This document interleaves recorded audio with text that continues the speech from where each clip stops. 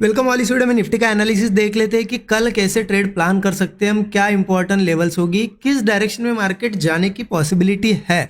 ठीक है, क्योंकि आज मंडे था और कहीं ना कहीं हमें एक बुलिश मूव के बाद एक अच्छी खासी स्विंग बनाते हुए सेलिंग देखने को मिली है।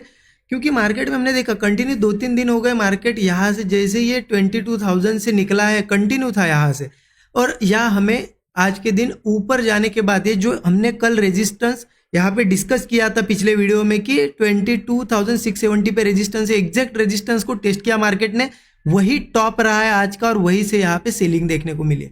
अब ये सेलिंग आई, ये भी कोई बहुत बड़ी बात नहीं है कि क्यों आई, क्या आई, पैनिक सेलिंग है क्या, नहीं। ये डिस्कशन हमने ये भी किया था कि मार्केट जिस तरीके से ऊपर आया कंटिन्यू नहीं जाएगा, अब ये थोड़ा थोड़ा सेलिंग दिखाना शुरू कर देगा। लेकिन ये डिस्कस करने से पहले ये देख लेते कि कहाँ आज का दिन ट्रेड प्लान हो सकता था हमारा, या फिर मैंने कहाँ ट्रेड प्लान किया। देखिए बहुत सिंपल था कि मार्केट यहाँ ओपन हुआ, यहाँ से स्ट्रेंथ दिखाई और ये क्लियर था कि अब ऊपर जा रहा है, मतलब यहाँ पे हमारा रेजिस्टेंस भी था 670, इसे टेस्ट करेगा। तो मुझे एक अपॉर्चुनिटी यहाँ पे दिखी थी। आप देखोगे यहाँ अगर एक लाइन मार्क करते हो ना तो आपको दिखेगी ऐसी एक ट्रेंड लाइन बनती है यहाँ पे, और मार्केट ने क्या किया, ओपन हुआ, ओपनिंग के बाद ग्रीन कैंडल बने और कंटिन्यू 2 से 3 कैंडल यहाँ पे 15 मिनट इसने कंसोलिडेट किया।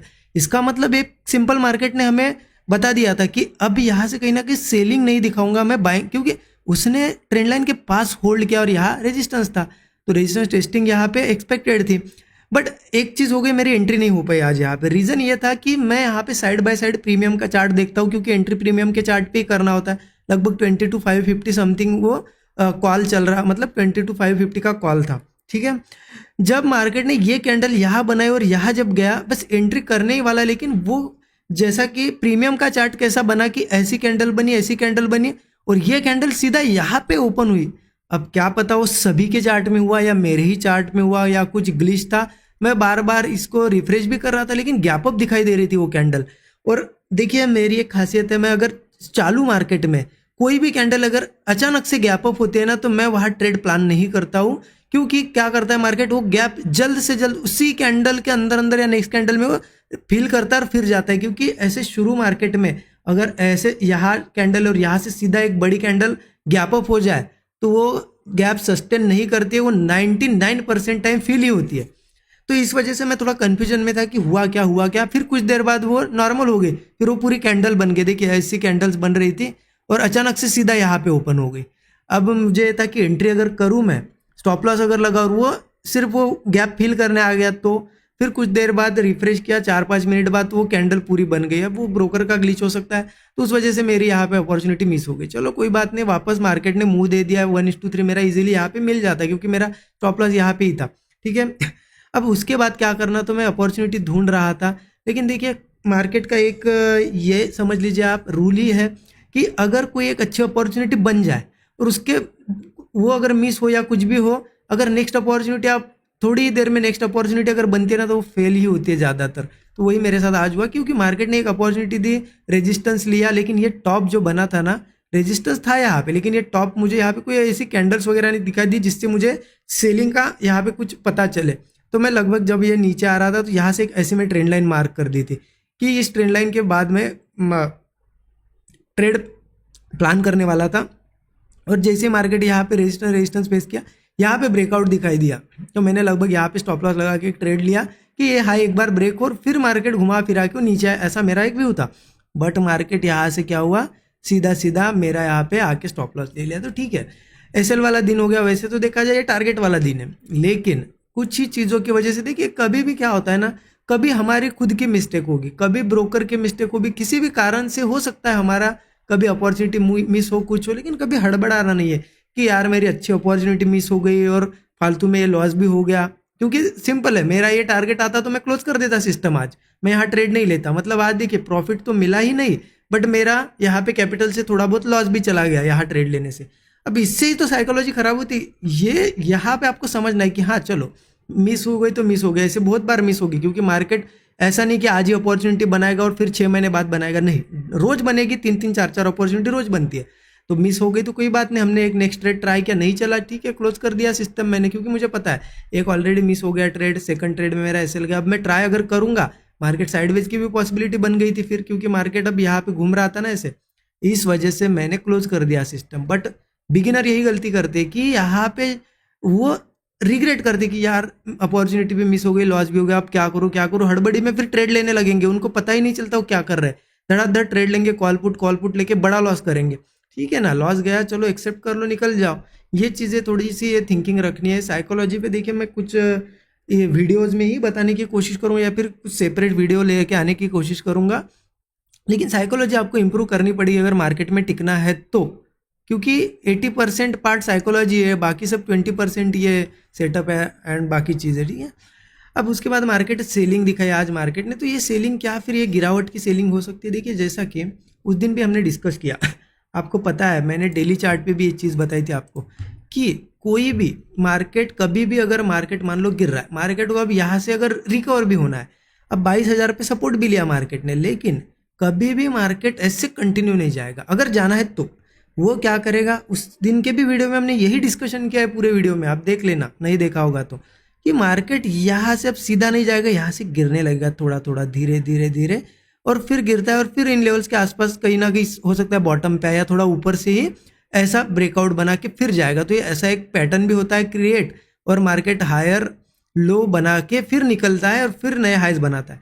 तो हमें अगर पोजीशंस बनाना है तो एक बहुत अच्छी चीज़ है, नीचे आने दो, आ रहा है तो बढ़िया, जहाँ से फिर से ब्रेकआउट बनेगा वहाँ पोजीशन बनाएंगे, क्योंकि वहाँ एक तो कंफर्मेशन भी मिल जाएगा कि ऊपर जा रहा है, अगर नहीं जा रहा है तो भी अच्छी चीज़ है, मार्केट धीरे धीरे सपोर्ट पे आएगा और सपोर्ट ब्रेक कर देगा, तो दोनों केस में हमारा ही बेनिफिट है। अब यहाँ ट्रेड प्लान कैसे करें हाँ, और एक रीज़न ये नीचे क्यों आता है, ये नीचे क्यों आता है, क्यों ये कंटिन्यू नहीं जाता है?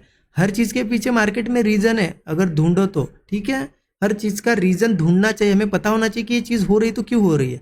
अब नीचे आने का रीज़न क्या होता है कि मार्केट गिर रहा है, बढ़िया 22,000 पे आया, सपोर्ट लिया, बढ़िया पोजीशन बना ली लोगों ने, अब यहाँ पे पोजीशन।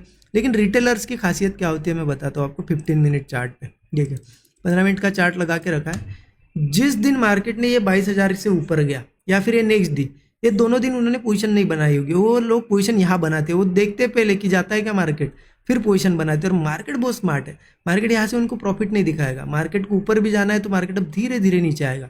ये लोग क्या करेंगे, पैनिक में आएंगे, पैनिक में इसलिए आएंगे कि उनको लगेगा कि यार मैं 22,000 का सपोर्ट समझ के यहाँ पे मैं पोजीशंस बना रहा था, लेकिन मार्केट तो नीचे आ रहा है, उनके स्टॉप लॉस यहाँ नहीं होंगे ना, इतने बड़े स्टॉप लॉस वो रख ही नहीं पाते, उनको लगता है कि यही से जाएगा, उनका यहाँ पे स्टॉप लॉस, यहाँ पे स्टॉप लॉस। मार्केट बहुत स्मार्ट है, वीक हैंड्स को निकालने के लिए धीरे धीरे धीरे करके आएगा और लोगों को बताएगा कि आप तो गलत हो गए, आपने यहाँ से मैं अब नीचे जाने वाला हूँ, ऐसा कर करके धीरे धीरे धीरे उनके सबके स्टॉप लॉसेस लेगा और फिर ऊपर जाएगा अगर जाना होगा तो, अदरवाइज सपोर्ट पे आएगा और फिर घुमा फिरा के सपोर्ट ब्रेक करेगा। तो वो मुझे लगता है ये पैनिक, ये जो सेलिंग आ रही है ना उसकी सेलिंग है, क्योंकि धीरे धीरे भी आ रही है, वो सिर्फ वीक हैंड्स को जो ये बीच में घुसे होंगे ना उनको निकालने के लिए आ रही है। अब हम कैसे प्लान करें इसमें, देखिए मुझे लगता है कि ये सेलिंग अगर आ रही है तो हो सकता है ये और कंटिन्यू करे नीचे, तो इसीलिए हम क्या कर सकते हैं ना, यहाँ पे कुछ सपोर्ट लेवल है, मतलब अभी मार्केट जहाँ पे क्लोज हुआ है वो सपोर्ट पे क्लोज नहीं हुआ, उसके नीचे वो सपोर्ट दिख रहे हैं मुझे।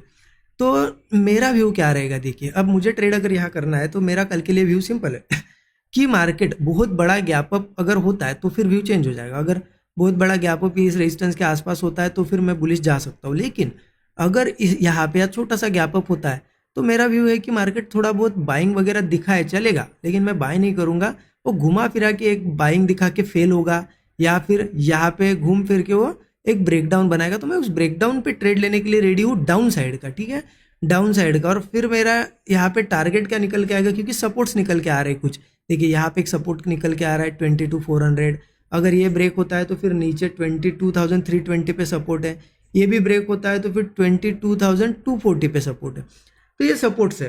तो मुझे लगता है कि यहाँ कहीं मिलता है तो धीरे धीरे इन सपोर्ट्स पे आएगा।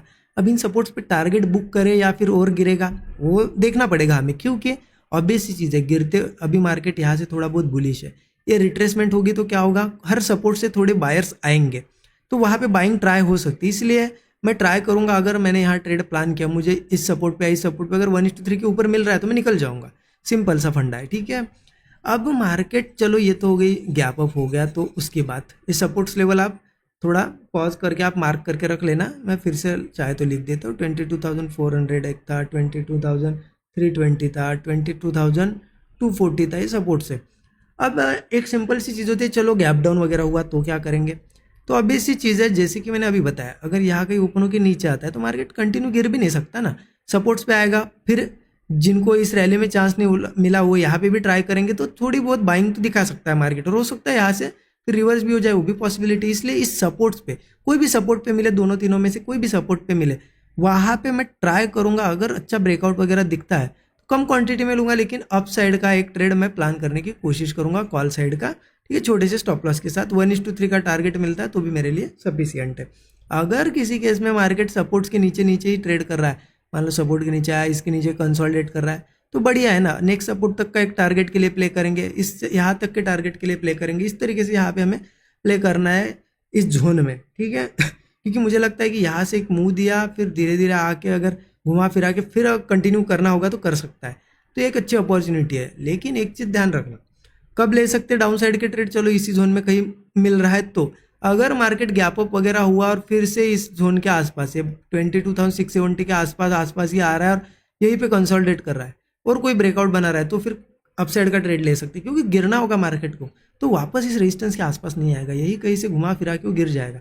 आ रहा है इसका मतलब ये ब्रेकआउट दे रहा है तो अपसाइड के लिए जा रहा है, फिर मुझे लगता है नेक्स्ट टारगेट्स को टेस्ट कर सकता है। 22,770 का टारगेट है, धीरे धीरे 23,000 तक भी जा सकता है। तो ये मेरा व्यू रहेगा कि चलो अच्छी खासी स्ट्रेंथ दिखा के होल्ड करता है तो बुलिश जाऊंगा, अदरवाइज मैं बेरिश जाने के मूड में हूँ यहाँ पे। अगर नीचे आता है मार्केट सपोर्ट्स पे मिलता है तो फिर मेरा व्यू यहाँ पे थोड़े बहुत अब यहाँ पे ये जो बाउंस आते हैं वो कैच करने का है, ठीक है। बहुत सिंपल सा इंट्राडे के लिए। देखिए इंट्राडे का मतलब क्या होता है आप समझ लीजिए। इंट्राडे का मतलब होता है लॉट्स ऑफ अपॉर्चुनिटीज, या फिर बायस नहीं रहना। इंट्राडे में आप बायस रहोगे कि मैं कल सेल ही करूंगा या मैं बाई ही करूंगा, तो फिर लगे रहोगे आप वैसे ही। क्योंकि आज अगर मैं व्यू रखता कि मैं बाई ही करूंगा तो फिर हो सकता है ये सेलिंग वाली अपॉर्चुनिटी ना कैच करूँ, अगर मुझे कैच करनी होती तो, क्योंकि ज़्यादा तो सेलिंग में ही आया मार्केट। इसलिए अपॉर्चुनिटी दोनों तरफ की देखनी पड़ती है, बट वो पर्टिकुलर जोन पे, पर्टिकुलर लेवल पे देखनी पड़ती है। अगर आप कहोगे कि यही ओपन होगा और मैं बाय कर लूंगा, नहीं चलेगा ना। अब सपोर्ट का वेट करना पड़ेगा बाइंग करने के लिए भी, या फिर एक तो रेजिस्टेंस के आसपास आए, बीच में कहीं नहीं कर सकते, हाँ सेलिंग कर सकते हैं, क्योंकि हमें पता है वो धीरे धीरे सपोर्ट टेस्ट करने जाएगा। तो ये थोड़े से लॉजिक्स भी लगाने पड़ते हैं, धीरे धीरे ये सब चीज़ें आप सीखने लगोगे। बाकी कैसा लगा एनालिसिस जरूर कमेंट में बताइए। Thank you so much everyone.